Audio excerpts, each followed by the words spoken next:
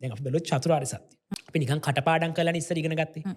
අපි කියනවා දුක දුකට හේතුව දුක නැති කිරීම මාර්ගය. හැබැයි අපි බැලුවොත් ඇත්තටම ওই කාරණා හතර අපිට අපේ එදිනෙදා ජීවිතේ එන ප්‍රශ්න ගැටලු විසඳ ගන්නත් අපිට පාවිච්චි කරන්න පුළුවන්. දැන් මම මේක කිව්වයි කියලා මම ඒක ඩිෆයින් කරන විදිහත් එක්ක මේකත් එක්ක ලොකු ආගියුමන්ට් එකක් හදාගන්න එපා කියලා මම මුලින්ම කියනවා. මුලින්ම මොකද මට ගැටලුවක් තියෙනවා. ඊට පස්සේ ඒ ගැටලුවට හේතු මොනවද?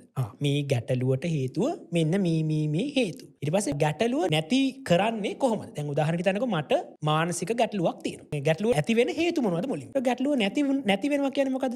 මානසික සෞඛ්‍ය යහපත් වෙනවා. එහෙනම් ගැටලුව නැති කරගන්න මොකද්ද මම කරන්න ඕනේ? මානසික සෞඛ්‍ය යහපත් කරගන්න මම මොනවද කරන්න ඕනේ? මෙන්න මේ මාර්ගයේ ගියොත් මට ඒක යහපත් කරගන්න පුළුවන්. ඒ වගේ අපිට ඕනම ප්‍රශ්නයක් ඕනම ගැටලුවක් ආවොත් මම හිතනවා අපිට ඔය කාරණා හතරත් එක්ක බැලුවොත් අපිට ඒක ඇත්තටම විසඳ ගන්න පුළුවන්කම තියෙනවා.